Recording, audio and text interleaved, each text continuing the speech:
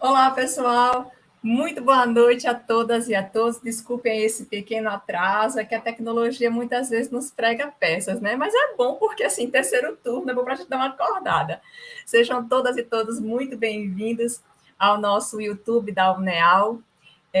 Eu sou Natécia e vou estar mediando esse momento com vocês. Agradeço desde já o suporte técnico do Rodrigo Rosas, que vai estar conosco durante essa noite. Hoje, nós estamos no nosso 7º webinar da Quanto, Coletivo de Mulheres Cientistas da UNEAL.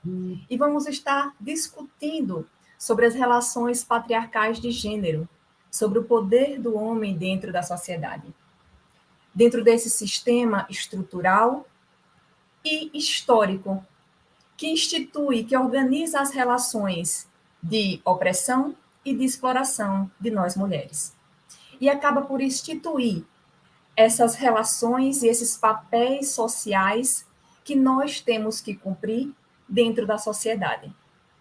Esses papéis acabam sendo disseminados e reproduzidos por vários segmentos da sociedade e, claro, pelos meios de comunicação também. Hoje, nós temos em Alagoas 40% das famílias sendo chefiadas por mulheres. Nós estamos ocupando vários espaços dentro do mercado de trabalho.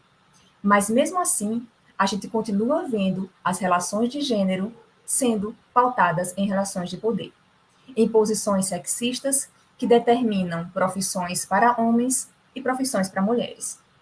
De modo que é urgente que a gente desnaturalize a desigualdade de gênero e a institua como uma questão social.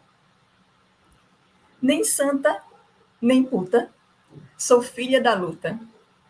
Nós convidamos hoje para estar com vocês, conversando sobre esse tema, sobre as relações patriarcais, Andréa Pacheco de Mesquita.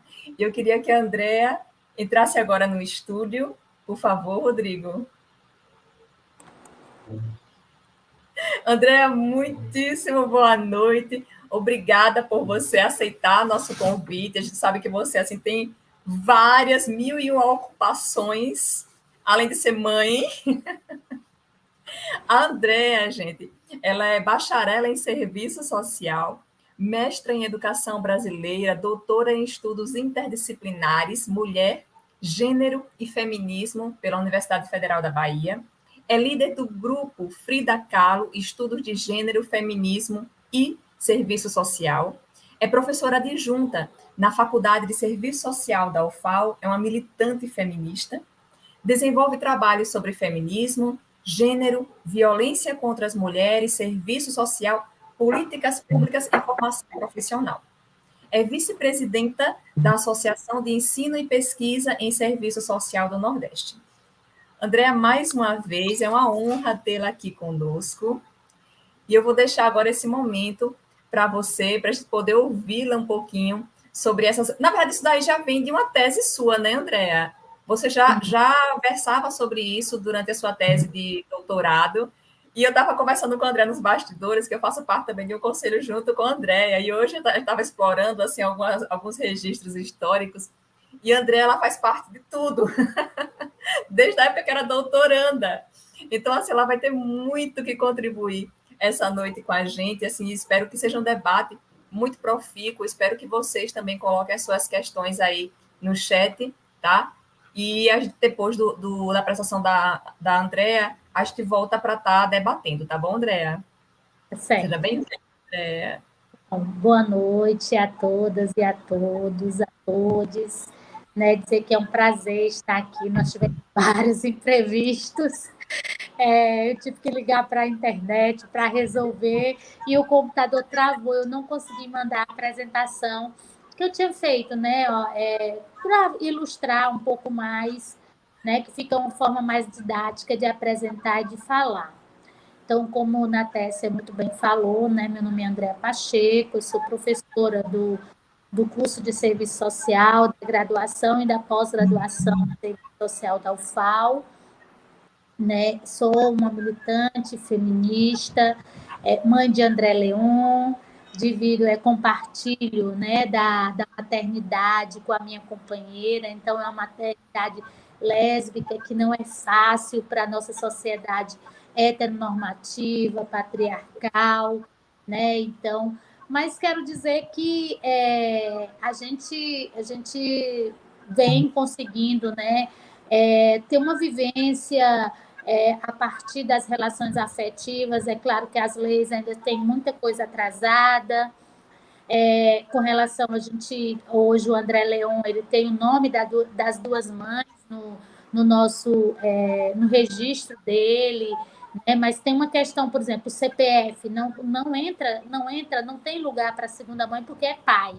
Então, assim, ainda temos muitas coisas para lutar e para avançar dentro dessa sociedade, né? Mas estamos aí, acho que a nossa vida é essa, as nossas tarefas políticas cotidianas, e eu gostaria.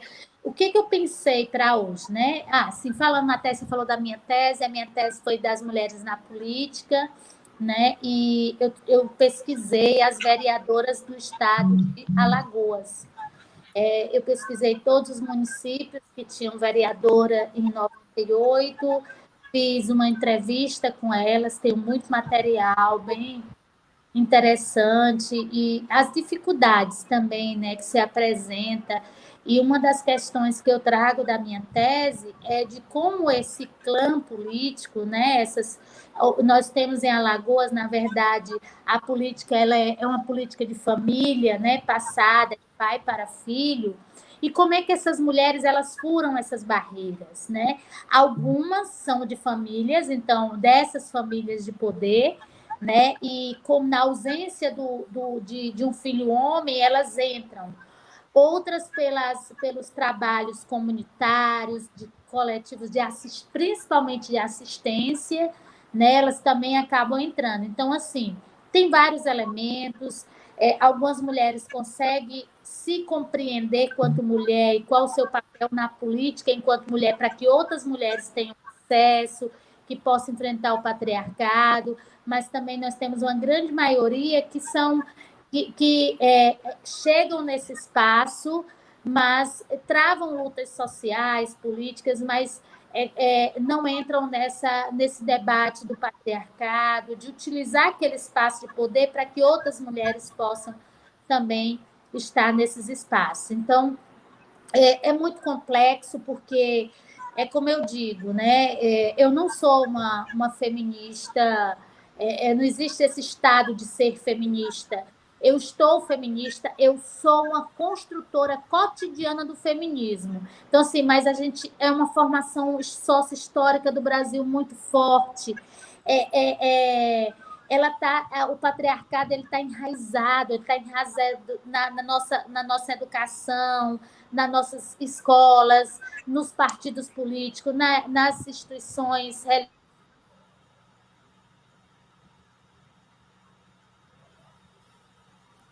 Adriana, tá sem som. Voltou? É porque quando ligo, eu estou fazendo do meu celular. Então, quando alguém liga, aí acaba. E eu não liguem para a André agora. Então, e aí não é muito difícil. Então, assim, às vezes eu me percebo pensando o modo de sociabilidade patriarcal. Isso é muito forte.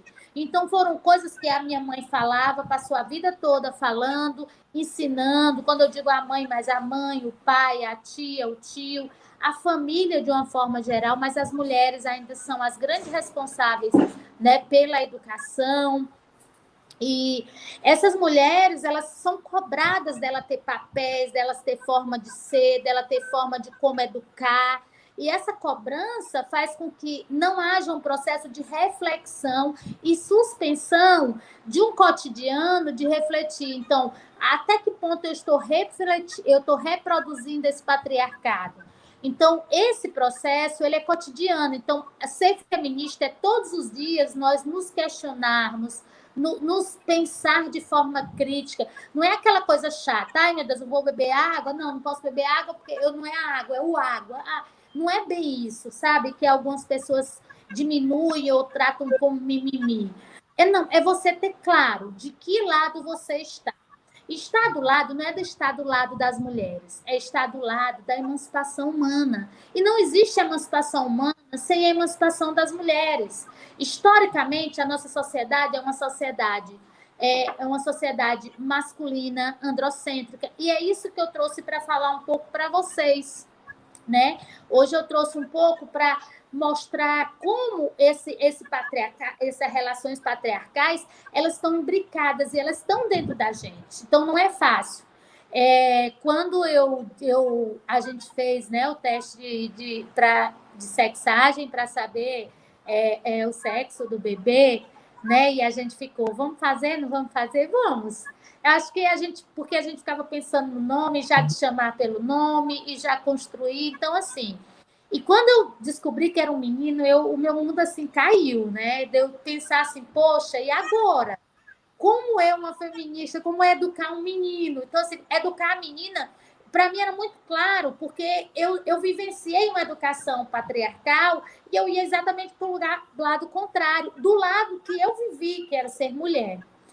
Mas aí eu acho que é um desafio muito maior, porque eu acho que é um dos grandes desafios da gente é como a gente educar meninos feministas, como educar homens feministas, homens que defendam os direitos das mulheres, que entendam o seu lugar de privilégio e não queiram estar desse lado de privilégio. Essa é a André, grande questão. André, antes do Rodrigo me tirar aqui para te deixar à vontade na tela, vou só te dizer que a gente, quando pensou nesse coletivo de mulheres cientistas, né, no ano passado, a gente pensou, de fato, em levantar essas discussões, em comportamentos que estavam muito implícitos, né, discursos que estavam muito implícitos dentro da academia, apesar da academia ser, a gente pensar, né, que é um espaço de reflexão, mas muitas vezes acaba tá lá imbricado esse comportamento que é machista, né, e que é reproduzido por algumas mulheres, infelizmente, né? Então, assim, reproduzido pelas mulheres. Então, assim, quando a gente iniciou o grupo, as pessoas, não, vai só ter, de fato, mulheres participando. E hoje nós temos a participação da maioria como sendo homens. Nós temos um grande número de alunos da matemática, da física, assim, do pessoal da área de exatas, que fazem parte do nosso coletivo, né, da Quanto, e assim, eles estão super engajados. E é interessante, Andréa, quando eles falam para a gente, poxa, professora, aquela palestrante falou sobre isso e eu não sabia que isso daí era um comportamento machista. Então, assim, é interessante como eles estavam precisando apenas, assim, de tipo assim, um copo d'água para você acordar e para você ver que aquele comportamento, ele machuca as mulheres, né? E acaba deixando as mulheres numa posição inferior a eles. E principalmente dentro da área da gente, que é uma área de exatas, que é uma área que é masculina, né? E por vezes machista mesmo. Então, assim, eu vou te deixar à vontade, mas eu queria fazer essa ressalva, assim, com relação ao nosso coletivo. Legal. Eu também eu participo do Swapbox, né? Que é um coletivo, ele é internacional das mulheres na ciência, né? E aí a gente tem várias colegas da física, da matemática, da UFAL, da química, e elas expressam muito isso, assim, algumas dificuldades. Então a gente tem A um diálogo. Elisa, a Juliana. Isso, exatamente. Então, é um povo que a gente faz esse diálogo e vem tentando, né? Então, hoje, acho que as exatas, elas estão agora com um outro projeto, além do Popbox, tem que é Mulheres nas Exatas, então tem vários outros projetos, né? E é importante, sabe, Natécia, quando a gente situa isso, quando a gente tem um projeto assim, mulheres na matemática, não quer dizer que a gente quer que só mulheres estejam na matemática. A gente quer dizer que a matemática também é lugar de mulher. As exatas, a química, a física, elas também são espaço. Por quê? Porque, historicamente, são cursos eminentemente masculinos. Aí você pensa, que estrutura se tem na universidade para, por exemplo, o pessoal da química, né, que passa o dia todinho, da física, que passa o dia todo no laboratório, pensa isso para uma mulher. O quanto isso essa lógica da própria universidade, ela não está preparada. Veja, eu eu sempre venho discutindo, porque eu acompanho muito as minhas alunas do grupo de pesquisa Frida, e elas são mães, e a gente até tentou construir ano passado, mas aí veio a pandemia, ano passado não, né? Retrasado. Um espaço lá no grupo para quando elas tiverem que levar os filhos, ter um espaço para elas ficarem lá, né? As crianças ficarem lá. Mas quando você vai, por exemplo, quando eu levo André Leon Paufal, eu troco ele no banheiro, na pia do banheiro, não existe um espaço. Então, assim, a universidade ela não é pensada para. E aí não é só a mulher mãe, mas, por exemplo, se o pai hoje ele está responsável pelo filho, né? E a mãe ou está trabalhando ou está estudando, ele vai ficar lá também. Se ele tiver que ir para a universidade, ele não vai ter onde tem esse espaço, né? Minimamente, a coisa mais básica, um trocador. Não tem. Então, essas questões que cada vez mais tira a gente. Aí pensa, por exemplo, os laboratórios. Não tem estrutura. É um laboratório pensado naquela coisa fria de que a pessoa entra lá, fica o tempo todo e não tem uma demanda, não tem uma necessidade. Para nós mulheres que temos outras questões da saúde, né, reprodutiva. Então, tem muitos elementos que a gente precisa ainda avançar dentro da universidade. Né? E é importante que os coletivos, né, de mulheres, que construído com homens e mulheres, que pensem, né, uma universidade realmente inclusiva para as mulheres. Uma universidade onde todas, todos e todes possam estar lá dentro. E aí eu vou começar para vocês, eu estou aqui com a minha apresentação aberta, eu fiz tão bonitinho, botei uma obra da Frida, mas infelizmente a gente não está conseguindo, né? Eu não consigo mostrar para vocês. No final eu mostro só a última frase para vocês verem. Mas a primeira questão, né, de falar é com relação ao conhecimento. Então, veja, a primeira coisa de pensar como o patriarcado ele vai se estruturar é a gente entender a formação sócio-histórica brasileira. O Brasil e o capitalismo ele vai se estruturar no Brasil, e aí não só no Brasil, mas nas colônias, né, nos países colonizados, ele não vai se estruturar a partir das relações somente de classe, né? Daquela burguesia, do coronel, né, que a gente vai ter inicialmente, principalmente uma burguesia extremamente agrária, mas além dessa questão de classe, o que estrutura o capitalismo do Brasil? A questão de raça e a questão de gênero. Então, quando a gente pensa como o capitalismo ele vai se reproduzindo e tendo mais valia, né, a partir de uma escravização de um povo, né, de uma produção coletiva, mas que é apropriada apenas pelos os homens brancos, donos dos engenhos, donos das fazendas, né, e aí dono dos escravos, porque eles compravam, traficavam, e esse mesmo homem, dono da sua família, da mulher, dos filhos. Então, essa relação, ela sempre esteve presente na nossa sociedade. Sobre isso, né, tem muitos autores que falam sobre isso, como Ottaviani, como Zé de Souza Martins, vários outros autores que fazem esse debate da formação sócio-histórica. Mas também temos muitas mulheres negras, né, como Lélia Gonzalez, que vai fazer esse debate da formação sócio-histórica de forma maravilhosa e trazendo, inclusive, as mulheres negras para o centro dessa formação sócio-histórica. Então, nesse processo de colonização, nós tivemos não só a exportação, né, vindo essa lógica eurocêntrica, né, da Europa, de uma forma de dominar um país, e aí se apropriar da riqueza, se apropriar da terra, se apropriar, inclusive, que não são só os negros e negras, mas também a população indígena, né, que é apropriada, as mulheres indígenas estupradas, assim como as negras. Então, historicamente, o patriarcado ele é parte da formação sócio-histórica brasileira.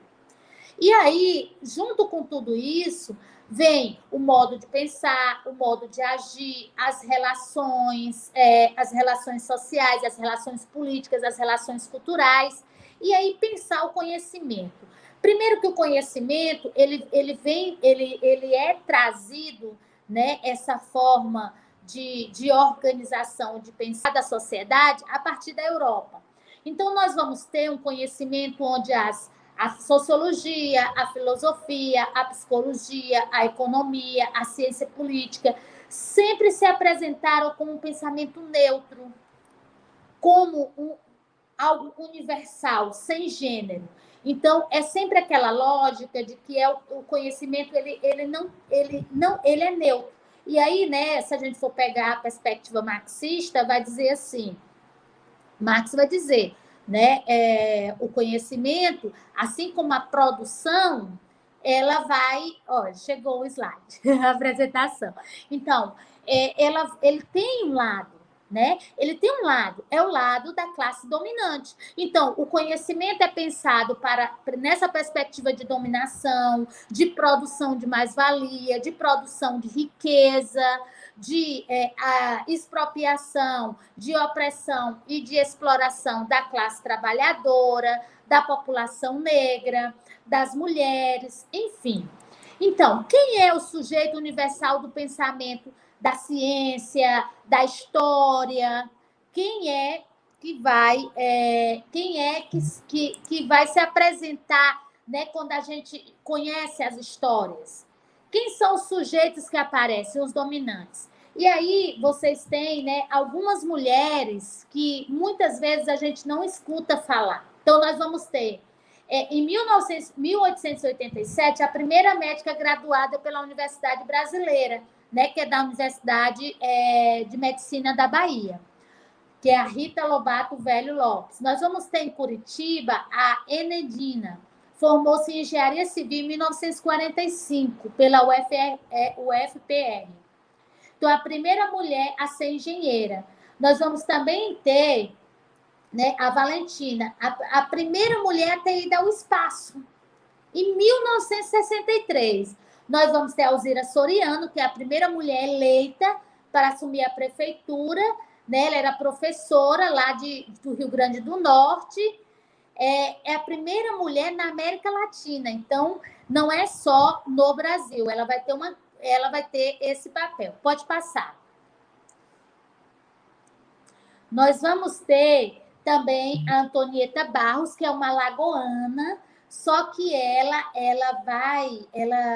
vai ser a primeira deputada negra do Brasil. Tinha uma proposta de sair o filme dela, eu estava direto olhando isso, até acabei de ver, né? Então, ela é uma grande referência para quem estuda a mulher na política.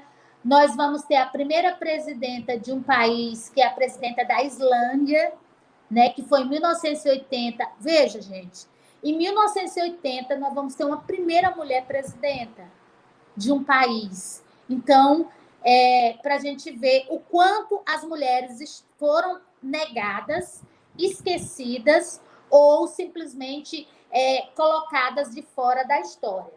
Nós vamos ter a Carlota Pereira de Queiroz, que foi a primeira deputada federal da América Latina. Ela era médica, né? Ela vai participar de toda a discussão da Constituição também. Nós vamos ter Luma Nogueira, que vai ser a primeira travesti doutora do país. Ela é cearense, né? E ela é da Universidade da Unilab, que a Unilab ele fica no município de Redenção, que é bem próximo de Fortaleza. Então, veja, o problema não é a falta de capacidade das mulheres, mas é as condições de estrutura para essas mulheres estar nesse espaço de poder. Só para fazer um breve comentário, a UFAL, hoje, a maioria das professoras, né, dos docentes da UFAL são mulheres.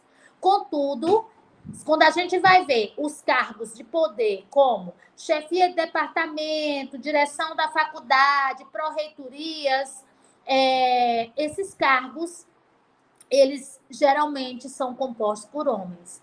Então, isso demonstra que o problema não está na questão de você ter essa qualificação. Nós, mulheres, chegamos a essa qualificação. Nós derrubamos essa barreira, porque as mulheres elas não podiam ter acesso, né, à escola.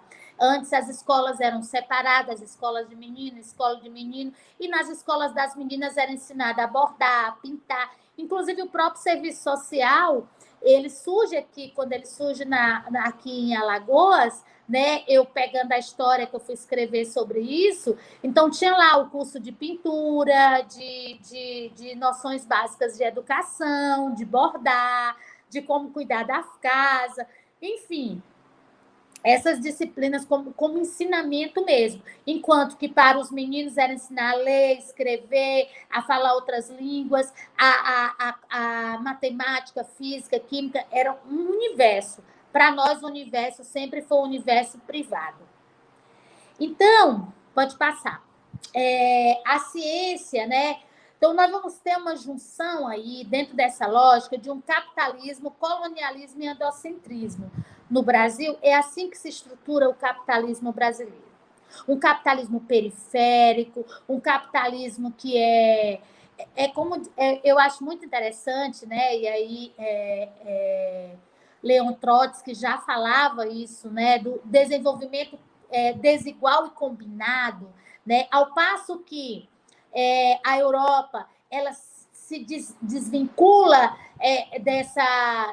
desse atraso, né, desse conservadorismo de raça, de gênero, ela mantém as colônias, ela mantém os países capitalistas periféricos dentro dessa lógica como forma de se fortalecer, né? Então, para ter exatamente ainda essa diferenciação. Então, a ciência, historicamente, ela foi pautada na noção de objetividade, neutralidade e universalidade. Mito da ciência ocidental, europeia e androcêntrica. Todo conhecimento, né, e aí já é uma crítica a essa perspectiva, todo conhecimento, ele é situado, ele é histórico, ele não é inocente. Se eu vou fazer uma pesquisa... se eu faço uma pesquisa sobre a questão das mulheres, o papel das mulheres na sociedade, se eu sou uma feminista, lá vai estar o meu olhar e os meus fundamentos feministas sobre essa pesquisa. Mas se vai alguém que é contra os direitos das mulheres, que acha que as mulheres são inferiores, é claro que a pesquisa que ele vai apresentar, ele vai buscar mostrar essa realidade, né? Como durante muito tempo se buscou na ciência de dizer que as mulheres tinham menos neurônios, enfim, toda essa coisa que já foi superada e que volta, pasmem, volta ainda hoje.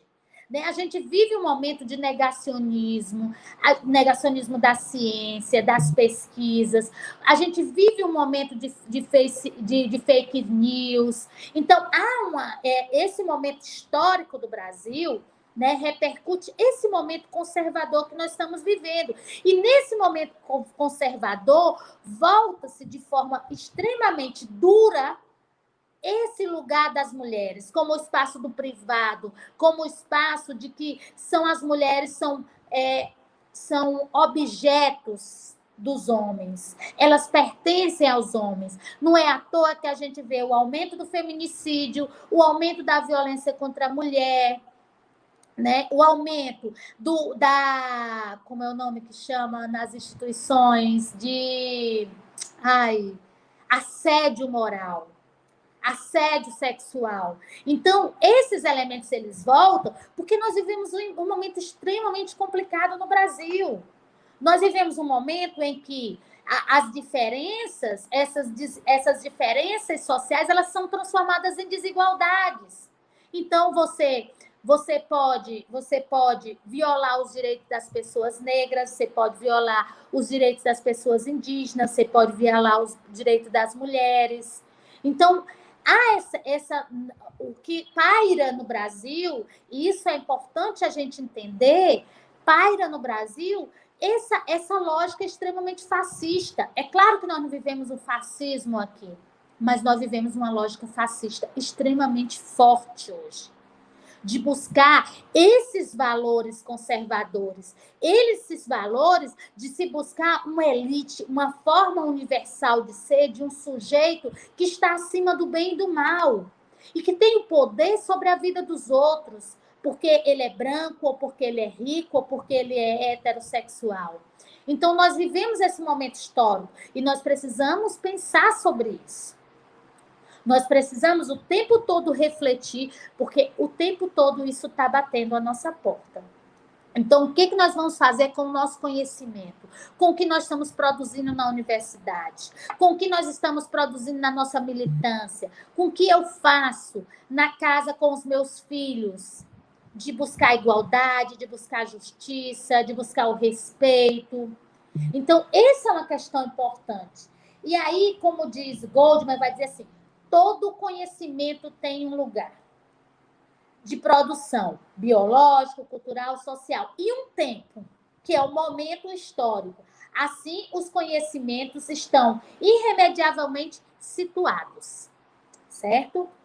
E aí, nós vamos ter, né, vários pensadores da filosofia, da sociologia e também das teorias feministas, que vai falar como esse conhecimento não é neutro, ele é situado, por isso ele também é gendrado, ou seja, as relações de gênero estão lá presentes, é um conhecimento construído ao mesmo tempo que ele é construído, ele também constrói uma forma de pensar. Então, a partir do momento que eu reproduzo, que eu construo um conhecimento novo, eu estou ensinando, estou deixando esse legado desse conhecimento. Então, se eu produzo um conhecimento patriarcal, racista, heteronormativo, eu estou também reproduzindo ele para a sociedade. Até porque a sociedade, a universidade, ela é o espelho da sociedade, mas ela também reproduz, ela também espelha seu conhecimento para a sociedade. É uma mão de via dupla. Pode passar. E aí, a gente vai ver, né, que o que está presente na ciência? Uma perspectiva androcêntrica, que tem ido muito além da mera exclusão das mulheres no mundo da ciência. Não é só isso, não é só a exclusão das mulheres na ciência. Ele tem um papel de determinação não só na cultura da ciência, mas também no próprio conteúdo do conhecimento produzido. Ou seja, o que nós temos hoje de produção internacional? Nós temos uma produção muito mais para a guerra, nós temos uma produção muito mais para a violência do que uma produção para a igualdade, para a justiça social, para formas coletivas de vivências. Por exemplo, quantas e quantas pessoas não têm onde morar? Então, o que a gente está produzindo sobre habitação social, sobre habitação coletiva? Quantas e quantas pessoas estão morrendo de fome? O que nós estamos produzindo em termos de educação alimentar? E como pensar, não só no nível da ciência, mas no nível da organização, nós temos o MST, que nos dá todo dia lições diárias de uma produção coletiva que é apropriada de forma coletiva. Mas essa não é a lógica da nossa sociedade capitalista. Então, como é que a ciência ela exclui as mulheres e constrói uma ciência patriarcal, antifeminista? A partir do acesso da ciência, que foi ao longo da história um privilégio masculino, em que as mulheres foram excluídas das escolas. Para vocês terem uma ideia, somente em 1827 surge a primeira lei sobre a educação das mulheres, permitindo que ela frequentasse as escolas elementares, as instituições de ensino, mais adiante, mas as instituições de ensino como universidade, né, cursos técnicos, ainda era proibido, né? Nós vamos ter aqui em Alagoas a Maria Mariá, que é a primeira mulher que vai vestir calça, né? Que usa calça, porque a calça hoje que a gente vê normalmente era um privilégio masculino. É a primeira mulher que vai se forma em 2 profissões. Então, veja, isso são uma mas nós vamos ter várias e várias mulheres que não conseguiram fazer o curso que tinham desejo, porque isso não era permitido. Pasmem, até os anos 60, nós vamos ter uma legislação que vai dizer que para a mulher, né, para a mulher frequentar a escola, a universidade ou o trabalho, precisa da permissão do homem. Essa lei vai até 60. Então, eu não estou falando do passado, eu estou falando do presente. Eu estou falando de hoje, das mulheres e mulheres que morrem porque elas acabaram uma relação, porque elas não queriam mais viver aquela relação de violência, aquela relação de desrespeito, de desigualdade. Então, nós estamos falando do tempo presente, que tem toda uma construção histórica, cultural, e que é todo dia alimentado por essa máquina compulsiva do patriarcado. Como diz a Safiotti, uma máquina bem azeitada, que funciona a todo vapor. Nós vamos também ter a produção do conhecimento se pauta nas necessidades públicas que estão diretamente ligadas aos homens e beneficiando diretamente a eles. O uso da ciência em suas pesquisas reforça e atualiza a dominação masculina e a subordinação feminina. A cultura da ciência, em que cria estruturas rígidas, como os laboratórios, horários, regras, locais, que excluem as mulheres, porque é pensada para um cientista masculino. Pense na mulher amamentando, ter que ficar naquele espaço do laboratório. Em qualquer espaço da universidade, mas no espaço do laboratório, que tem que acompanhar, às vezes, 12 horas, 24 horas, as suas experiências, isso é impensável.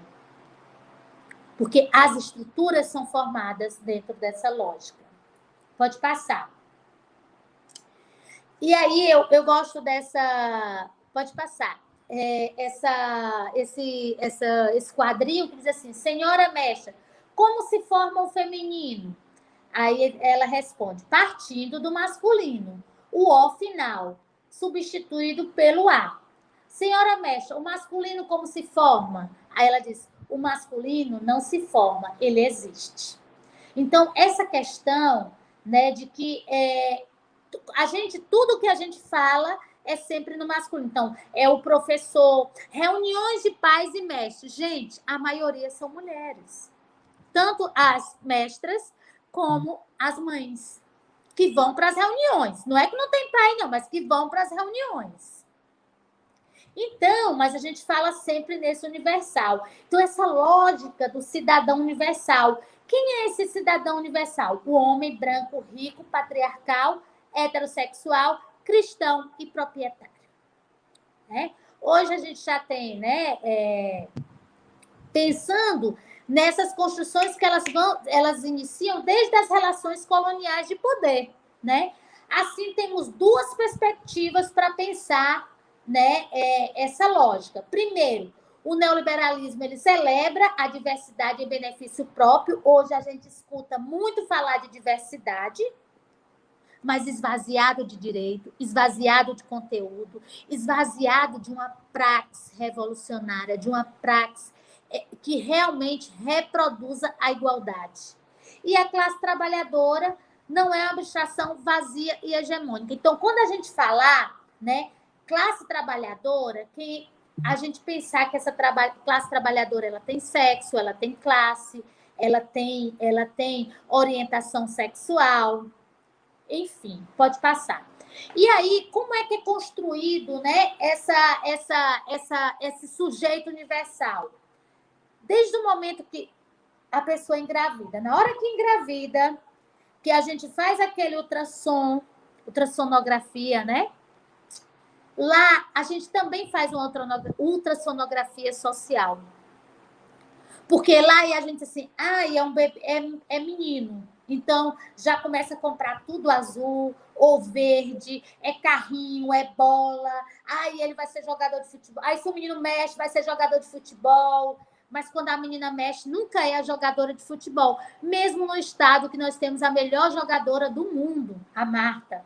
mas a gente não faz a referência, porque jogar futebol é uma coisa masculina. Assim como ser engenheiro, como algumas profissões, né? Como ser químico, como ser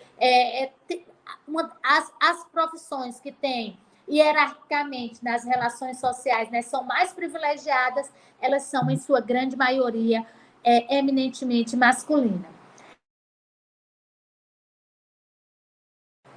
Vai voltar o microfone. Então, o gênero é a primeira forma de expressar poder. Porque quando aquele menino ali, que não está nem feito, não é nem menino, é apenas um embrião, que descobre o sexo, ele já tem vários poderes, né? Então, essa construção do gênero, ela vai acontecer de 4 formas. Através da simbólica, da construção simbólica, que é das imagens, simbologia social, a normativa, que é formato de interpretar os símbolos, os valores, as normas e comportamentos, a institucional, que é normas e valores institucionalizados, reproduzido pelas instituições sociais, e a subjetiva, como cada um vai introduzir aqueles valores e vai reproduzir. Então, a ordem patriarcal de gênero, ela vai se reproduzir a partir da divisão do trabalho, da divisão sexual e social do trabalho, né? Poder e afetivo sexual, heteronormatividade compulsória. Então, quando a gente olha, e eu sempre digo, né? Eu gosto de uma história que eu sempre penso na minha cabeça, que é quando fala das crianças. Tem 2 crianças no hospital, né, na maternidade. Elas acabaram de nascer. E uma se vira para a outra e diz: ei, tu é menino ou menina? Aí a outra criança diz: eu sou um menino. Aí a outra diz assim: e como é? Não, eu não sei. Aí eu disse assim: aí a outra menina diz: pois eu sou uma menina. Aí ele disse assim: como é que você sabe? Porque eu tô de rosa.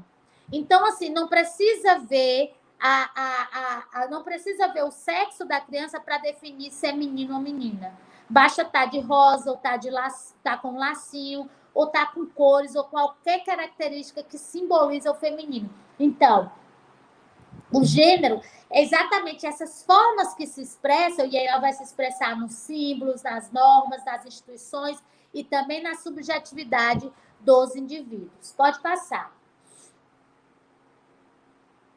Então, pensando na ciência, veja, nós temos um fato. O fato é, a criança é XX, aí nós vamos ter uma hipótese, né? Então, é uma meninazinha, tem que usar salto, tem que usar roupinha rosa, tem que usar lacinho, vai gostar de boneca, vai querer ser mãe. Nós temos o outro fato, que é ter uma criança XY. Então, ele vai gostar de bola, de jogos violentos, de brincadeiras, né, de brigar, qual é o resultado a partir dessas hipóteses? Um essencialismo biológico, que é isso que a gente faz. A gente essencializa as pessoas. A gente essencializa o biológico. Então, se eu nascer menina, eu tenho que gostar de cozinhar, eu tenho que gostar de cuidar da casa, eu tenho que fazer cursos ou de pedagogia, ou de enfermagem, ou de serviço social, cursos que estejam ligados ao cuidado.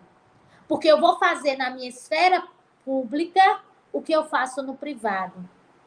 Então, esse é o lugar que cabe às mulheres. Então, vejam o universo masculino, o universo feminino. E aí também vem, né, como isso é reproduzido.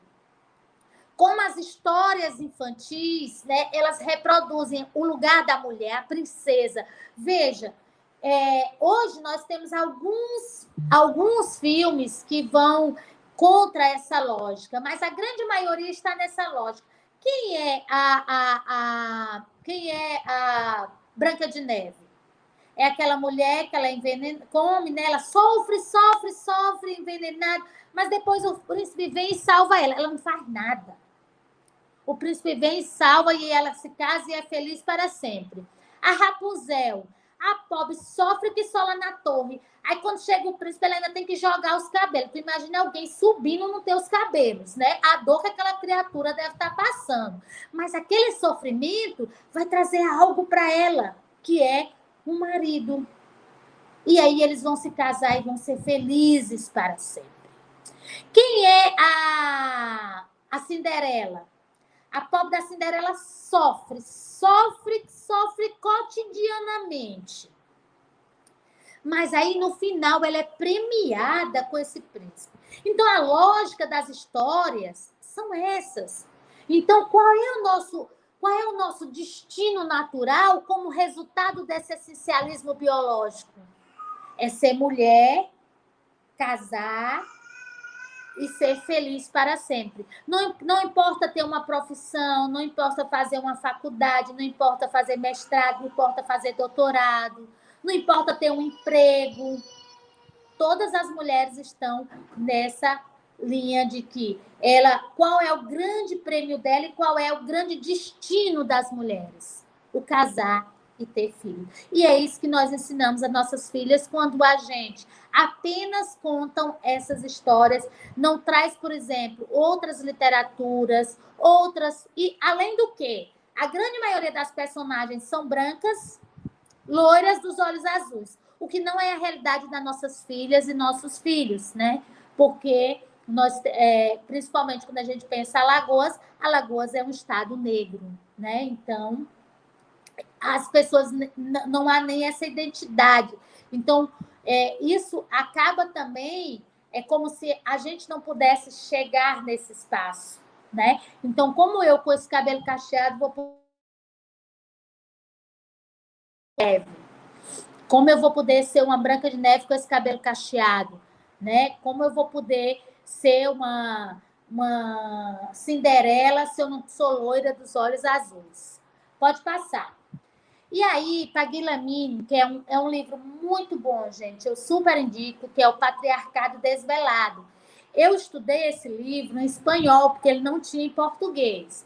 Mas agora ele tem em português, né? Eu até, inclusive, o SOS Corpo deixou até uns livros comigo para que eu pudesse nos eventos levar, para quem quiser adquirir. Só que com a pandemia acabou tudo encaixotado, estão todos guardados, né? Mas na volta, quando eu for para os eventos, eu vou estar levando, porque infelizmente a gente não tem acesso, né, a tantos livros, as livrarias ainda são bem poucas aqui no estado. Então, a Guilherme, ela vai dizer assim: o patriarcado se expressa através da apropriação da mulher pelo homem. Como é essa apropriação? Primeiro, a apropriação do nosso tempo. As obrigações e os trabalhos domésticos não remunerados. Gente, a gente trabalha demais. E aí, quando o companheiro, né, da gente, no caso das pessoas que são casadas, né, com homens, que ele chega, e aí o que você vai ver? O que você vai ter? Aí a pessoa ainda diz assim: menino, vai pegar ali a chinela do teu pai, porque ele está tão cansado, ele trabalhou o dia todinho. De repente, ele nem trabalhou assim nesse serviço pesado, né? Ele estava lá no escritório, talvez trabalhou mentalmente, que também é um trabalho bem cansativo, mas a mulher, além de trabalhar mentalmente, ela está o dia todo lá, lavando, passando, e mesmo assim a referência do cansaço está no trabalho masculino. A outra questão que que os homens se apropriam da mulher é pela obrigação de cuidar das crianças, dos idosos, enfermos, deficientes e do esposo. Gente, isso na pandemia ficou muito explícito. Ontem, terça-feira, eu estava dando aula e minha aluna chegou para falar e dizendo: olha, professora, eu estou numa loucura, eu mal estou conseguindo ler, porque o meu sogro, que durante a pandemia ele pegou Covid, teve complicações, então ele tem algumas consequências, algumas sequelas, e ela está cuidando, né?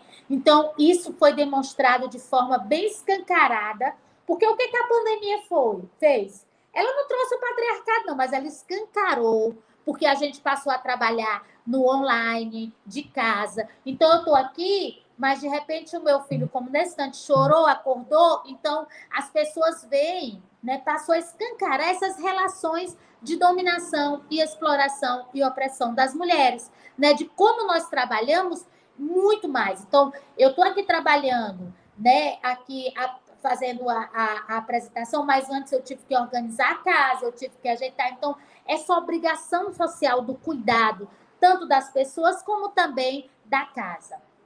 Né? E uma outra forma de apropriação é a apropriação do corpo da mulher, né? A criminalização do aborto ou a obrigação sexual. O adultério isso é considerado para as mulheres. Então, quando você vê os homens matando as mulheres ou espancando as mulheres, porque disseram, mas ela era minha mulher. Eu me lembro bastante eu faço a pesquisa sobre as Marias que não calam, né, que é uma pesquisa que eu estudo desde da lei da violência contra a mulher, da Maria da Penha, eu faço esse perfil aqui, e numa das visitas à delegacia, o preso disse, doutora, vem aqui, aí a delegada, vai lá escutar, e eu fui, né, curiosamente, aí fui, aí disse, doutora, me tire daqui, eu não sei por que eu estou aqui. Eu disse, você não sabe, você não fez nada. Não, doutora, eu bati na minha mulher. Eu não bati na mulher de ninguém, não. Então, eu não tenho que estar aqui. Então, veja, é uma naturalização. Isso que a Natécia falou. Essa naturalização de que as mulheres, elas pertencem. Então, o nosso corpo, a nossa vida, tudo isso pertence a figura do patriarcado, que ela pode se expressar através do homem, mas ela também se expressa no Estado. Veja o que é demandado, por exemplo, dos programas sociais. A quem é cobrado o cuidado com as crianças? A quem é cobrado a questão da educação das crianças? Então, todos esses elementos estão presentes. Pode passar. E aí, para Linda McDowell, ela vai dizer assim, a manutenção desta dominação patriarcal dos homens sobre as mulheres se dá a partir de 5 estruturas. Primeira, a produção doméstica, em que as mulheres realizam trabalho doméstico no interior da casa sem remuneração. As relações patriarcais no trabalho remunerado, em que as mulheres realizam as mesmas funções, mas recebem salários menores. As relações patriarcais no plano do Estado, em que os homens dominam as instituições e o mundo da política, elaborando leis que beneficiam os homens. A violência machista, em que os homens controlam o corpo da mulher. E as relações patriarcais existentes nas instituições culturais, em que os homens dominam a produção cultural da representação das mulheres. Por exemplo, quando a gente pega as músicas que tratam a mulher como objeto sexual, como posse, como violência. Pode passar. Neste processo, a gente vive na sociedade, assim como na universidade, uma cegueira de gênero. O que é essa cegueira de gênero? Né? Essa cegueira de gênero se expressa no acesso à ciência, que ao longo da história foi um privilégio masculino. E essas mulheres foram excluídas da escola, nós mulheres. A produção dos conhecimentos se pauta em necessidades públicas que estão diretamente ligadas aos homens e os beneficiam diretamente. O uso da ciência que as pesquisas reforçam e reatualizam a dominação masculina e a subordinação feminina. E a cultura da ciência em que cria estruturas rígidas, né, em que exclui as mulheres. Pode passar. Resumindo, o sujeito universal da ciência, identificado como homem branco ocidental, do sexo masculino, branco, rico e heterossexual, apagou e apaga ainda hoje os diversos sujeitos das histórias. Mulheres, negros, índios, pobres, lésbicas, gays, etc. Produzindo um silenciamento e um apagamento do próprio processo histórico da sociedade. Pode passar. E aí, neste processo, a mulher ela não existe como essência. É importante a gente dizer isso. Ela sabe cuidar de criança. Olha, quando tem uma criança que pega uma boneca, diz, olha como ela pega a criança, ela já sabe ser mãe. Então, não vamos essenciar. A mulher não existe como essência. A mulher existe como sujeito político. como construtora da sua história. E não podemos falar em mulher, nós vamos falar em mulheres, porque nós somos diversas. Não é pelo fato de que a gente tem as nossas identidades e características próximas que nós somos iguais.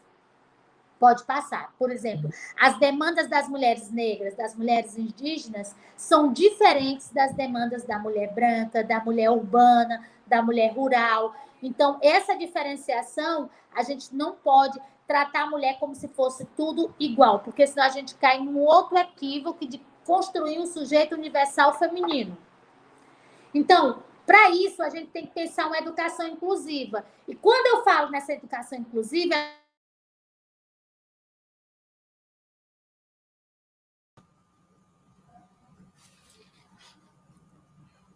Gente, deixa eu entrar em contato com a Andrea para ver o que foi que houve, porque eu estava aqui super interessada em ver os próximos slides dela. Rodrigo, fica atento aí se ela voltar, que eu achei super interessante quando ela vem colocando essa estrutura, na verdade, né, que existe e que predomina até hoje. Eu estava até pensando aqui o que foi que a gente avançou dentro desses quesitos, quando ela coloca a questão da mulher que é vista como uma dona de casa, né?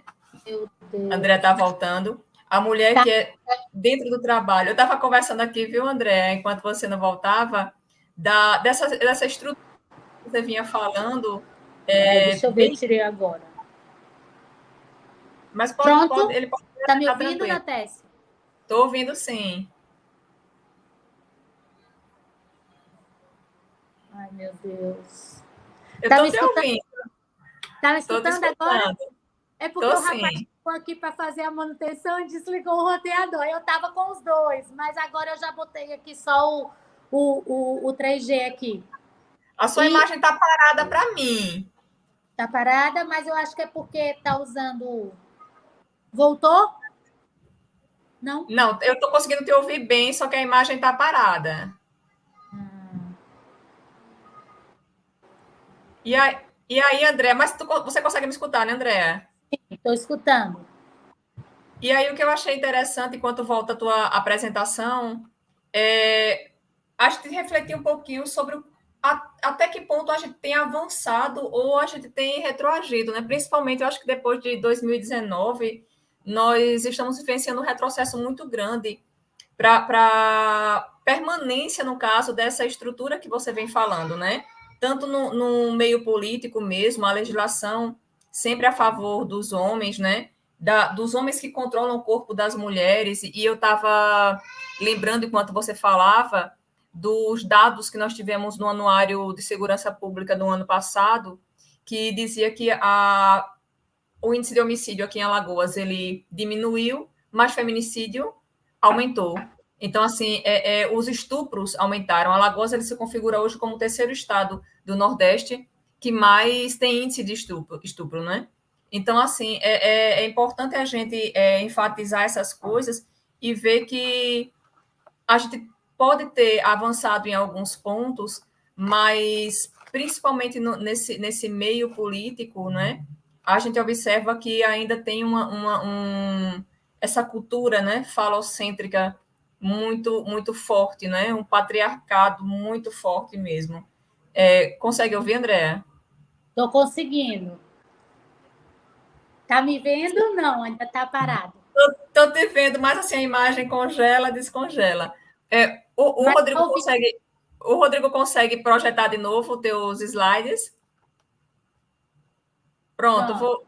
Então, como eu estava falando, a educação inclusiva, eu estou falando não somente dessa educação da escola, da sala de aula, da universidade, mas de uma educação cotidiana, de como nós, mães e pais, né, podemos construir uma cultura não patriarcal, não machista, não racista, não heteronormativa, né, não homofóbica, não LGBTfóbica, enfim. E aí, como eu dizia, as universidades públicas cumpriram com limite e contradições a função imprescindível de ser espaço crítico da sociedade e da produção e socialização do conhecimento que esteja a serviço da sociedade. Então, mesmo com várias lacunas, com várias questões, a universidade ela é esse espaço de produção e socialização de conhecimento. Então, a pedagogia do movimento, ele não cabe na escola. O que eu estou querendo dizer?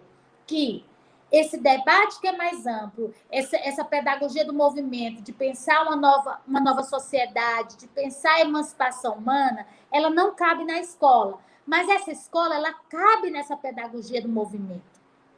Pelo lugar, pode ter o seu projeto político e educativo, mas que somente será assumido se encarnar uma historicidade não circunscrita nela mesma. Ou seja, a gente precisa pensar qual é o nosso papel enquanto universidade, qual é o nosso papel enquanto professor, qual é o nosso papel enquanto mãe, qual é o nosso papel enquanto educadora.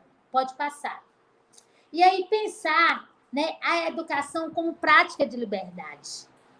E o que é pensar essa educação como prática de liberdade, como diz Paulo Freire? É entender, né, que o conhecimento, ele não é... Vocês estão me ouvindo? Está ouvindo, Natécia? Desliguei. Está escutando? Andréa, teve uma falhazinha, mas deu para compreender o contexto. Tá escutando? Estou escutando. Pronto. Aí você quer o quê que eu não escutei? Não, eu disse que teve uma falhazinha, mas a gente conseguiu compreender o contexto que você está falando. Pronto. Então, pode passar. Temos que pensar essa educação como prática liberdade. E aí, pensar essa educação como prática de liberdade é pensar nossas ações cotidianas, nossas relações dentro de casa, nos espaços de trabalho. Paulo Freire ele vai falar que o conhecimento ele não é igual à informação e memorização. Hoje, gente, nesse momento que nós vivemos de internet, de WhatsApp, só o que nós temos é informação. Informação não é igual a conhecimento. Nós temos que superar essa educação bancária de achar que quanto mais conhecimento, quanto mais informação, nós vamos ter mais conhecimento, né? Esse tipo de lógica, ela reforma uma dominação, uma dominação muito maior, né? Essa lógica da dominação. Então, a sala de aula, ele precisa ser um lugar de entusiasmo, não de tédio, não de castigo. Então, falar sobre as nossas coisas, sobre o que nós sentimos, sobre o que nós vivenciamos, sobre quem somos nós. Nós, professoras e professores, nós somos classe trabalhadora, nós somos mulheres, nós somos negras, nós somos lésbicas, nós somos mães. Então, isso vai estar expresso no nosso fazer profissional, na nossa forma de construir, por exemplo, a questão de qual é a importância, o que debater, o que é importante no processo de conhecimento. E aí, a gente precisa, nessa perspectiva, contemporaneizar os debates, pensar, né, que nós não vamos ter uma perspectiva de modelos, de receitas, mas o que cabe a nós, professoras, educadoras? Possibilitar que as pessoas possam ter acesso a um conhecimento elaborado e crítico da realidade. Pode passar. Então, é pensar essa educação como prática de liberdade, é pensar essa unidade de teoria e prática, é entender que eu, enquanto pessoa e eu, enquanto educadora, eu tenho uma dimensão de buscar entender as teorias, as metodologias, mas também as questões ético-políticas. E qual é o nosso papel na educação? Qual é o nosso papel para essa juventude, para as crianças? O que a gente vai estar construindo? Então, essa unidade de teoria e prática, ela remete a uma postura investigativa, da dúvida, do perguntar, do questionamento, das interrogações. E isso, gente, a gente pode começar a construir desde que a criança é pequena. Às vezes a gente fica tão irritada, porque também a gente está tão cansado, cheio de coisas, né, de trabalho, mas a criança vem fazer uma pergunta e a gente diz assim, por que é isso? Porque é assim. A gente ali está matando aquele senso investigativo da criança, de querer descobrir, de querer conhecer a realidade. Então, a gente tem que pensar que se a criança quer, por que isso é assim? A gente possibilitar que ela descubra, seja através de leitura, seja através de explicação, seja através de filme. Então, isso é uma coisa fundamental. E aí tem um livro da Bell Hooks, que ela vai falar sobre o Ensinando a Transgredir, que ela pega a questão da educação como prática de verdade. E Bell Hooks, ela estudou, e em uma das universidades, ela conheceu Paulo Freire, fez as críticas à pedagogia, né, de Paulo Freire, falando que não há essas abordagens, mas que as mulheres negras, como é essa pedagogia como prática de liberdade, que para as mulheres negras não se tem. E aí pode passar. Eu tentei elaborar aqui, mais ou menos, como seria pensar ensinando a transgredir, né? E aí transgredir como transgredir a essa regra capitalista, heteronormativa, patriarcal, machista e racista, tá? Então, a transgressão é uma transgressão dessa sociedade. Então, a primeira coisa, veja, a gente todos os dias está cheia de coisa para fazer. A gente tem que cuidar da casa, a gente tem que estudar, a gente tem que trabalhar, preparar a aula, a gente tem que cuidar dos filhos, a gente tem... É um emaranhado de coisas que a gente tem que fazer. E aí, nem tudo que a gente vai fazer, a gente reflete sobre isso. Por exemplo, eu vou atravessar a rua. Eu não vou calcular a distância do carro, a velocidade dos meus passos, quantos passos eu tenho que dar. Eu não vou fazer isso. Eu atravesso a rua. Isso é a imediaticidade. Eu vou e faço.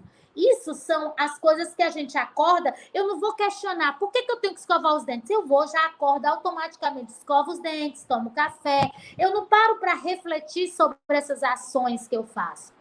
Mas ações do meu espaço de trabalho, da minha vida, das relações sociais, eu tenho que o tempo todo refletir sobre elas. Então, como é que a gente pode transgredir essa sociedade?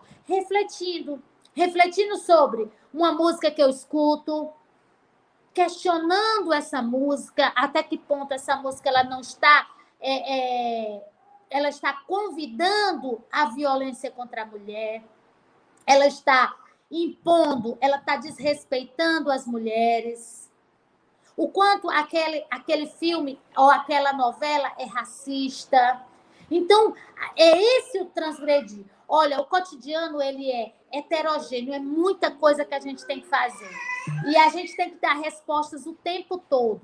E aí a gente cai numa perspectiva que é natural, que é a superficialidade, a gente vai fazendo no automático. Então, às vezes, a nossa filha diz assim, mãe, quero sair. Ela diz, não pode não, só se o seu irmão for. Então, mãe, eu quero assistir televisão, só depois de lavar os pratos. Mas o menino está lá assistindo televisão e a menina tem que lavar os pratos, cuidar da casa, porque ela é mulher. Então, a gente precisa suspender esse cotidiano. E suspender esse cotidiano, ele requer uma postura crítica, investigativa e a construção de um plano de trabalho diário para nós da universidade, para nós educadoras, para nós professoras. Então, essa busca de alternativas de ruptura, de forma de refletir suas intervenções, suas posições, referências teóricas, se utilizar também, se não, mas a forma de pensar. Veja, uma coisa bem básica. Um ditado popular. Prendam suas cabras, porque o meu bode está solto. O que isso quer dizer? Isso quer dizer que a mulher tem que ficar presa porque os homens, eles vivem livres e eles podem violentar as mulheres. Então, esses elementos, eles estão postos aí. Então, a gente precisa ultrapassar esse pragmatismo, essa imediaticidade, essa superficialidade. E aí, ultrapassar essas velhas concepções. Então, resumindo, né? A gente precisa construir esse espaço de afetividade. esse espaço de um conhecimento que ele vai para além de apenas reproduzir as teorias ou as metodologias sociais, mas que também a gente possa pensar isso para a nossa vida, para a construção de uma nova sociedade. O meu projeto profissional é esse processo educacional de formar assistentes sociais. Mas o meu projeto social, o meu projeto de sociedade é a construção de uma nova sociedade. Livre do patriarcado, livre do capitalismo, livre da LGBTfobia, livre do racismo. E isso a gente precisa ter como referência. E aí, para finalizar, eu queria terminar com uma frase de Elza Soares, que diz assim: a gente é criada para ser assim, mas temos que mudar. Precisamos ser criadas para a liberdade. O mundo é grande demais para não sermos quem a gente é. Então, finalizo com essa frase da Elza Soares e aí fico aqui para que vocês possam colocar as perguntas, questionamentos, dúvidas, enfim. Ok. Andrea, que maravilha a tua apresentação. Fantástica mesmo. Quero pedir desculpas porque a internet da reitoria ela caiu. Aí por isso que a tua apresentação ela saiu logo no Mas finalzinho. bom, porque aí eu Mas também adiantei. não teve problema. Aí o Rodrigo também pediu desculpas por conta disso.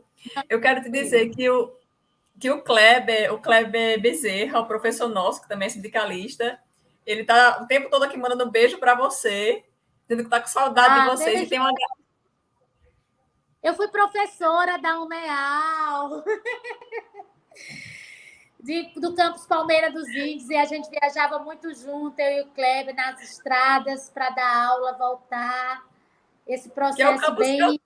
é o campus que ele está e é o campus que eu estou agora. Ai, legal. E tem também o pessoal do teu coletivo, do Frida Kahlo. Tem os meninos da Quanto, né, que também aqui. Eu quero mandar um abraço para eles. Tem alguns que saíram da sala para poder estar acompanhando a gente.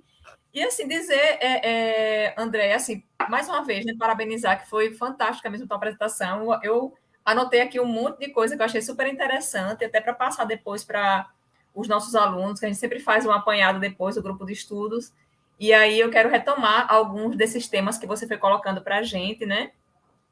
E aí, como eu estava colocando quando a gente entrou ali bem no meio da tua apresentação, a gente observa, Andréa, desses últimos anos, né, talvez até 2016 para cá, porque eu percebo, como você também trabalha com essa parte da política, né, eu percebo que desde o momento do impeachment mesmo, né, falando mesmo do impeachment da Dilma, que se configurou como a primeira presidenta, no caso do Brasil, já existia ali todo o machismo sendo desvelado, né? Então, as críticas que ela Sim. recebeu foram críticas muito pesadas por ela ser mulher, né? E tudo isso Isso. refletia assim, se colocava em xeque a questão da competência dela. E aqui em Alagoas, ela não é uma sociedade cativa, né? A gente reproduz de fato o que nós temos no Brasil. E aí a gente vê também com relação às próprias reitorias, né? Hoje a gente tem na UFAL, né, Andréa? Tem a vice-reitora, que é a Eliane, mas a gente não tem mais nenhuma outra universidade, a figura feminina dentro à frente da gestão, E né? Nós até não as, temos. e até as Inclusive, pró-reitorias. Isso. exato. Inclusive, eu estava até debatendo isso com uma pessoa também, um secretário daqui do estado, e ele dizia: ah, mas nos meus gabinetes estão cheios de mulheres. Eu disse: nos bastidores está cheio de mulheres, mas à frente sempre é um homem que é colocado, né? Então, assim, Isso. quem geralmente está no comando, né, é o homem, e isso acaba mostrando um pouco dessa questão. Você também vê dessa forma? Sim, sim. Até, Não temos dúvida de que o golpe de Dilma foi um golpe, né? Foi um golpe eminentemente patriarcal, né? Veja, já saiu várias reportagens mostrando que as pedaladas sempre existiram e agora nesse governo já existiu várias e de forma muito mais, como eu diria, muito piores, porque, na verdade, é a própria estrutura do poder que não, como uma forma de possibilitar que o Estado, né, continuasse funcionando, e aí essa ideia das pedaladas, que na verdade não foi a pedalada, foi o fato de ter uma mulher no poder. Né? A gente sabe, isso não há dúvida, não há dúvida com relação a isso. Tanto que, inclusive, as críticas, né, as questões sempre era a exposição do corpo dela, né, expondo a vida íntima dela. Então, assim, esses elementos sempre estavam postos, né? Isso. E assim, aqui hoje também, né, com relação à Câmara de Vereadores, nós só temos 4 mulheres, né, dentro da Câmara de Vereadores, contudo, acho que tem um número grande de mulheres que concorrem, né, inclusive para o governo, né? E Isso. talvez, não sei até que ponto, Andréa, não sei nem se tem algum estudo com relação a isso, mas assim, não sei até que ponto isso de fato reflete, né? Essa ideia que é do senso comum mesmo, como você estava colocando logo no final, de que a mulher não tem capacidade intelectual no nível do homem, por exemplo, né? Então, talvez isso esteja tão arraigado dentro dessa nossa estrutura machista, né, que a gente nem percebe e até influencia nesse momento da votação mesmo, né? Então, já puxando para uma pergunta aqui da Nayara Torres, como é que a gente pode fazer para tentar combater, no caso, esse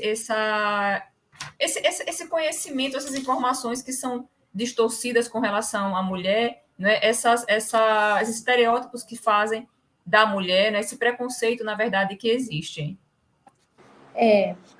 Assim, na verdade, eu penso que nós temos algumas tarefas políticas cotidianas, assim, para a construção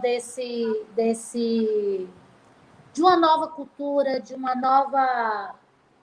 desse enfrentamento do patriarcado, né? Eu penso que a gente são 5 tarefas. A primeira, para nós mulheres, a primeira coisa a gente deve ter o papel de uma apropriação de si.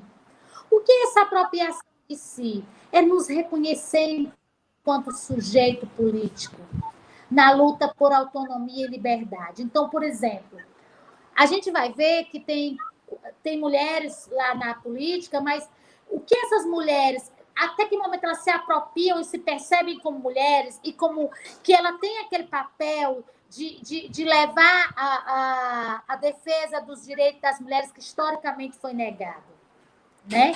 Uma questão básica, né? Veja, agora que foi aprovado uma lei para o absolvente para as meninas na escola. Gente, é uma demanda isso. Não é agora que as mulheres menstruaram. As mulheres sempre menstruaram. E para as mulheres pobres, o uso de formas alternativas que eram outra forma de violência, né? Porque não tinham dinheiro para comprar absorvente, então tinham que usar panos, assim, além da questão higiênica, né? Porque é muito complicado. Então, veja, é uma demanda que parece ser simples, besta, é uma coisa que deveria ser natural, todas as mulheres deveriam ter, como a questão do câncer de mama, né? Do câncer ginecológico. Então, essas coisas que deveria ter política já para isso, agora que a gente vem ainda caminhando, e aí ainda com questionamento. Para quê? Por quê? Que necessidade se tem? Sabe, a gente tem que explicar a necessidade das adolescentes, das estudantes de escolas públicas terem acesso a um absorvente. Isso é um absurdo, sabe? Então, assim, mas isso está posto. Então, a gente precisa, e aí também, até como eu estudei a mulher na política, né?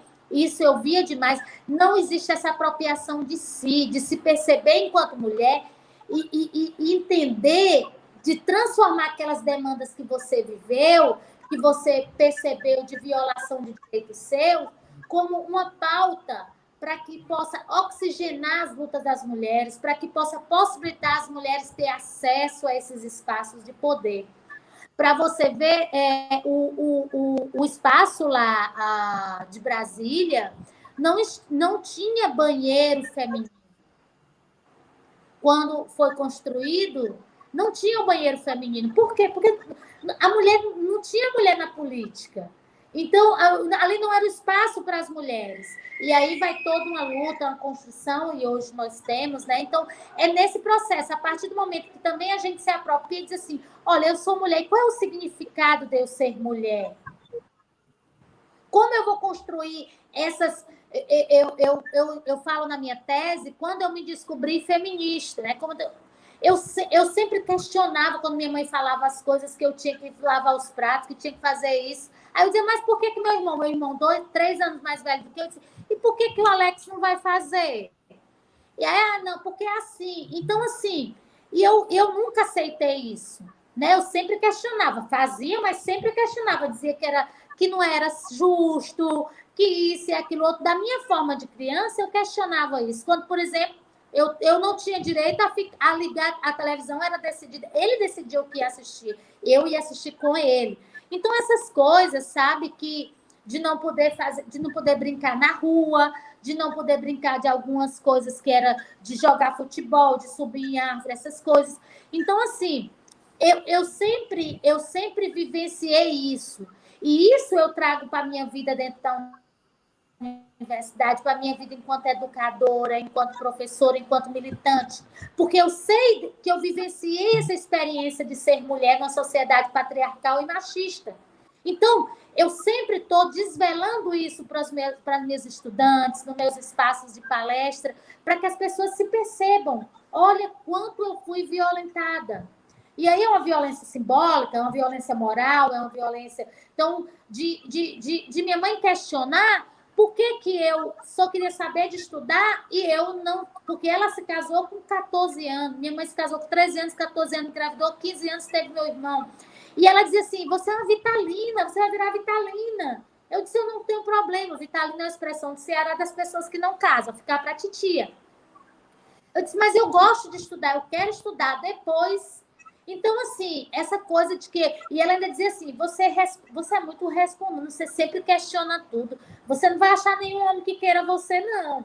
Então, assim, é como se a gente tivesse que se moldar para que as pessoas aceitassem a gente. Então, esse apropriar de si é se apropriar de toda essa violação de direito que nós vivenciamos enquanto mulheres e poder tornar isso uma pauta pública. De trazer isso para o espaço público, para o espaço da sala de aula, para o espaço da militância, para o espaço do partido político, enfim. A outra coisa é sair de casa e a casa sair de dentro de nós. Porque a gente rompe com essa naturalização das mulheres como mãe, dona de casa e esposa, mas a gente ainda se questiona esses deveres biológicos da reprodução, do cuidado da casa. Então, quando o filho acontece alguma coisa, diz, eu poderia ter dado mais atenção, mas eu estava trabalhando, eu estava estudando, eu estava produzindo. Mas a gente não tira essa casa dentro da gente, a gente introduz essa naturalização, que esse é o nosso papel. Então, a gente até vai, mas a gente assim, mas não pode mexer. Então, ora, se o meu filho está com o meu pai, ou com o pai dele, ou com a mãe dele, né? Se acontecer alguma coisa, eu não tenho nenhuma responsabilidade. Se o almoço não ficar pronto, não era o meu, não sou eu que como. Então, todos tinham o papel de fazer. Então, mas a gente ainda carrega isso. Isso causa, inclusive, muitos sofrimentos, né? Para as mulheres que acabam adoecendo com várias doenças, porque acabam somatizando essa coisa de se culpabilizar por não ter feito como deveria e sempre se cobrar mais. A outra coisa é de perceber-se na outra, dessa coisa que a gente escuta muito falar hoje de sororidade. Eu chamo de solidariedade feminista. É da gente poder se sensibilizar. Por exemplo, eu chego na minha sala de aula, ou eu vou passar no corredor da UFAL e eu vejo uma mãe tentando assistir a aula com uma criança, né? E se eu não estou no horário de aula, eu vou lá, eu fico com ele, tento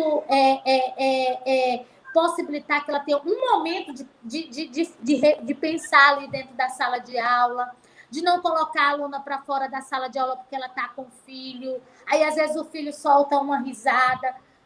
Tá, mas a gente tem que entender, são mulheres. Elas não têm, ela vai fazer o quê? Vai deixar o filho o quê? Trancado dentro de casa? Muitas vezes mãe solo. Então, ter essa sensibilidade, se perceber na outra, perceber que a dor e o sofrimento, a violação de direito que eu vejo, a Natécia sendo vítima de violência institucional, de ser discriminada, é também, eu sinto isso. Então, esse perceber-se na outra, essa solidariedade afetiva, política, que a gente possa se construir enquanto classe política. Não é classe de mulheres, é classe política, enquanto sujeito político.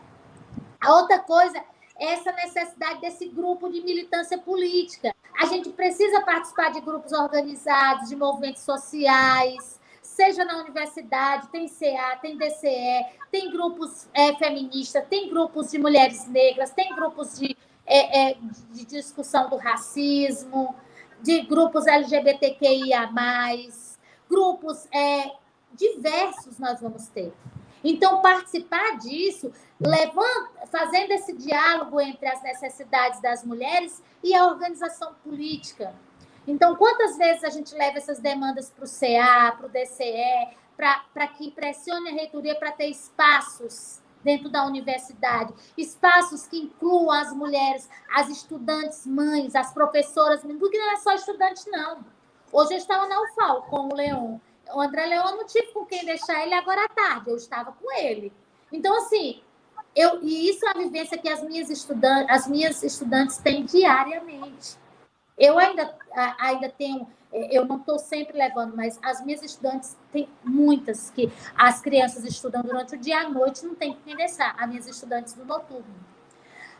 E o último ponto seria a formação política associada à luta concreta de reivindicações e enfrentamento. Essa consciência militante, feminista, que eu tenho que não só estudar, discutir, conhecer as teorias feministas, mas eu tenho que entender aquela mulher que está na favela, aquela mulher, aquele movimento feminista lá da favela, das grotas, os feminismos negros, as mulheres indígenas que estão lá lutando pelos seus direitos. Então, essa relação teoria-prática, entender que a educação, pensar o movimento dentro de uma praxe revolucionária, de uma praxe de uma mudança de sociedade, de valores, de concepção. Então, para mim, são as tarefas políticas cotidianas que a gente tem que, todos os dias, fazer o exercício de pensar como realizar isso cotidianamente. Eu acho que você foi muito cirúrgica quando você falou a questão não só da mulher ocupar o espaço, né, como também ela se posicionar. Porque o que a gente tem visto mesmo na política são os homens ocupando a maioria dos espaços, né? E as leis, elas são feitas por eles. Então, assim, é muito difícil você pensar em uma mudança, né? Modificar essa estrutura que nós temos, se a gente tem sempre as mesmas pessoas fazendo as mesmas coisas, né? Então, é necessário mesmo que as mulheres, elas percebam, elas reflitam, né? A importância delas se colocarem nesses espaços e de lutarem mesmo para o bem-estar de todas elas. Eu acho interessante que quando você colocou essa questão mesmo do absorvente, né? Quantos homens vereadores aqui de Maceió se posicionaram contra, né? E a gente tem, como eu coloquei para você, 4 vereadoras mulheres, né, que defenderam essa distribuição dos absorventes para as meninas, né? E assim, você vê também que o próprio sistema, né, faz com que aquele absorvente ali ele não seja algo prioritário, né? Então, assim, há poucos anos ele deixa de ser um item de cosmético para passar a ser um item, né, obrigatório. Então, assim, até a taxação que se dá para esse item que é fundamental para a mulher é diferenciado, né? Então, é necessário mesmo que a gente acampe essas lutas, que a gente vá do caso para a rua. Eu tenho uma colega minha que diz, você tem que entrar já chutando a porta mesmo, porque, assim, é necessário que as mulheres se coloquem, né? E se unam mesmo, né? E ocupem, de fato, todos esses espaços. Então, eu achei interessante, André, você não estava na última reunião, mas a gente começou a discutir com relação a um documento, e esse documento eu defendia que ele fosse todo escrito no feminino. E assim, eu disse, gente, mas é algo pensado para a mulher, então vamos colocar ele todo no feminino. Então coloca membra, coloca da participante, coloca. E teve uma mulher, não é?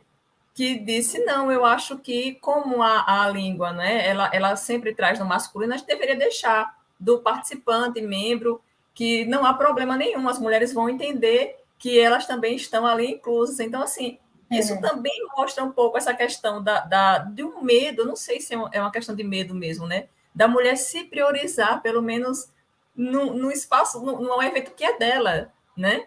Então, eu não sei se passa por a questão de medo mesmo, ou de achar mesmo que não tem condições, né, de se firmar ali, de se afirmar ali. Então, tem muito essa coisa ainda hoje em dia que as próprias mulheres, elas precisam ter essa força, né, mostrar essa força e tentar fazer com que esses espaços, de fato, eles sejam ocupados por nós e que haja uma mudança nessas estruturas, como você falou, com relação à academia, né, que a academia ela sempre foi feita por homens, né, pensando até mesmo quando as produções eram de mulheres, né, como o caso de muitas matemáticas que produziam, elas tinham que colocar o nome de homens para serem publicados, né? A gente vê, por exemplo, dentro da área da engenharia mesmo, Debbie Sterling, né, que acampou uma luta para que os objetos, por exemplo, os brinquedos de lógica, fossem também compartilhados com meninas, que antes era apenas com meninos, né? Então, a gente vê tudo isso aí que é necessário que a gente observe, né, dentro da história, o que é que nós temos, né, para tentar modificar isso daí hoje em dia. E aí, Sim. Andréa, para concluir, não é? Eu queria só que você fizesse as suas considerações finais, tá? Dizer que muita gente aqui te elogiou. Eu também vou até rever muitos pontos da tua apresentação. Dizer que foi maravilhoso mesmo te ouvir, tá? Que bom que eu divido outros espaços com você. Isso me deixa muito honrada mesmo, porque a gente tem que ficar sempre o tempo todo aprendendo e você é uma pessoa que sempre nos ensina. Então, muitíssimo obrigada. Vou deixar as considerações para você, para depois a gente se despedir do pessoal. Certo. Então, eu também fico muito honrada de dividir esse espaço, né, com você, não só o espaço lá do conselho, mas esses momentos que a gente acaba dividindo aqui, né, a partir do seu grupo. Fico bem feliz que você tenha esse grupo, né, com outras pessoas e possa estar contribuindo, né, estar fazendo esse debate tão necessário, mas tão caro ainda dentro da universidade, né?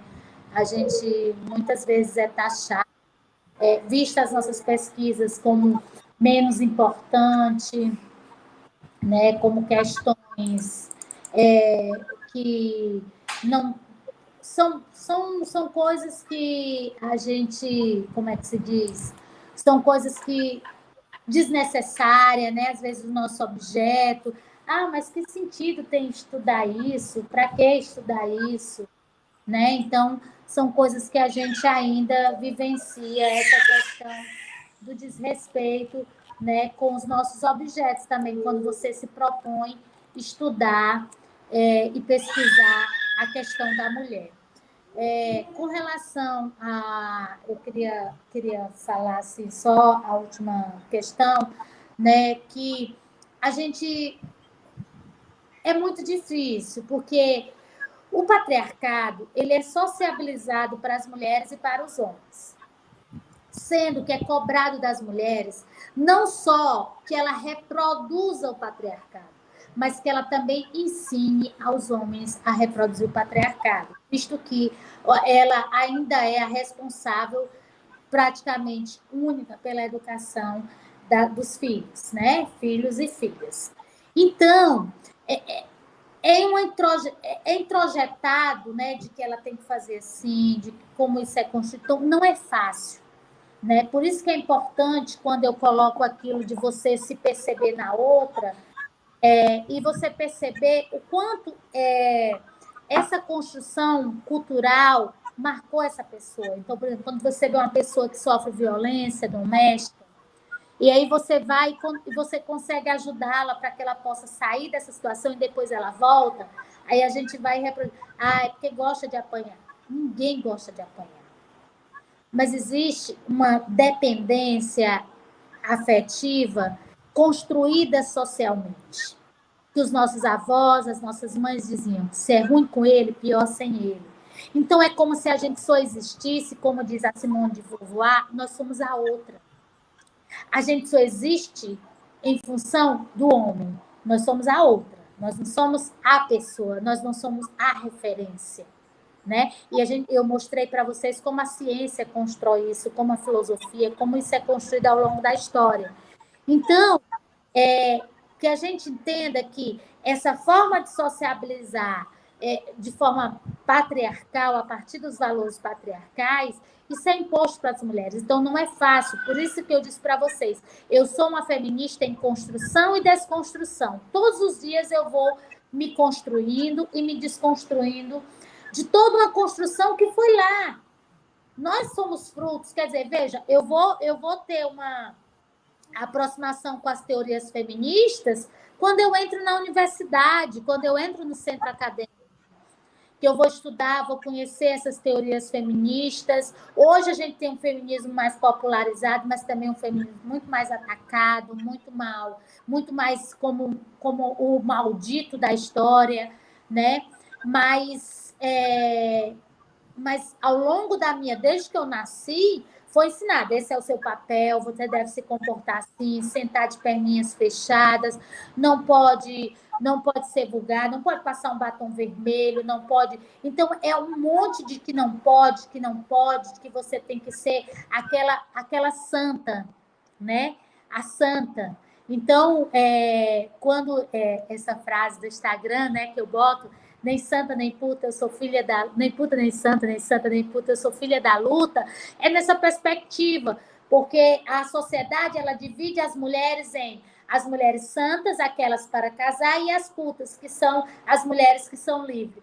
Né? Mas, na verdade, todas as mulheres deveriam ser livres e todas as mulheres deveriam ser felizes. Como diz, né, Clarice Lispector, liberdade é pouco, o que eu desejo ainda não tem nome. E é isso que eu queria que todos nós, enquanto mulheres e homens, pudéssemos desejar.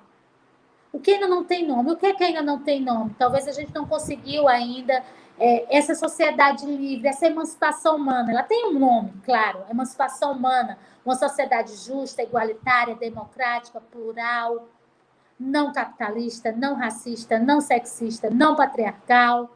Então, que a gente possa construir isso no nosso espaço público, no nosso espaço privado.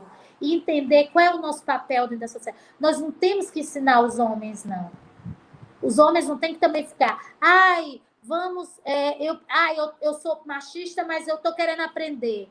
Não, os homens também precisam ir lá. Vão ler Gabriel Hooks, vão ler Simone de Beauvoir. Vão também buscar, porque a gente sofre que só estudando, pesquisando, para produzir esse conhecimento. Então, é claro que a gente também, nos espaços, vai socializar.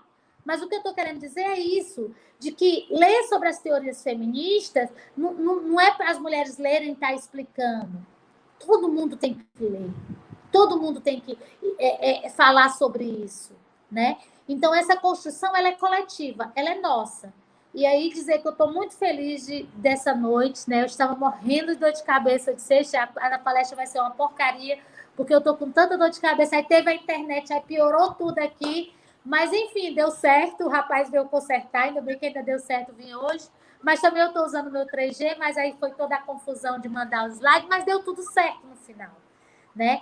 E aí eu penso que é isso, é fazer essa revolução cotidiana. O que é essa revolução cotidiana? Ela pode ser simplesmente eu ensinar o meu filho a não ter privilégio. Eu dizer, olha, você não pode bater em mulher, você não pode achar que porque você é homem, você pode chegar no ônibus e sentar com a perna aberta, né?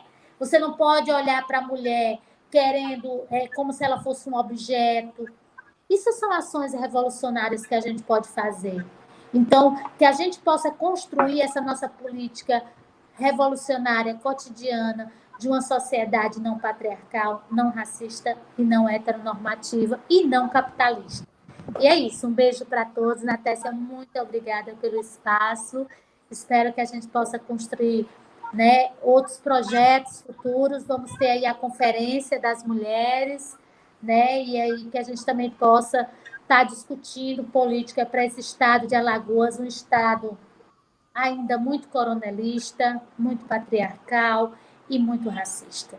Né? Um estado onde se mata, onde estava no ranking dos primeiros lugares de jovens negros que são mortos, onde está no ranking de feminicídio de aumento, de violência contra a mulher, é o terceiro, vai para quarto, terceiro, quarto, mas fica entre segundo, terceiro, quarto e quinto. Ou seja, nós precisamos mudar essa realidade. E para mudar essa realidade, nós precisamos estar junto com nossos companheiros homens que tenham uma perspectiva feminista e queiram construir essa sociedade, uma sociedade para todos, todas e todos. Muito obrigada.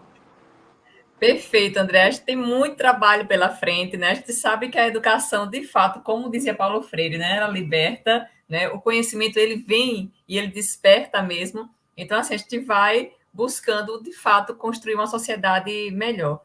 Andréa, muitíssimo obrigada mais uma vez. A todas e todos que estão nos acompanhando, muitíssimo obrigada. Tem a lista de frequência, não esqueçam de assinar. E até o nosso próximo encontro. Rodrigo, brigadão. Tchau, tchau, gente. Tchau, Andréa, obrigada. Obrigada, Rodrigo, pela paciência. Boa noite.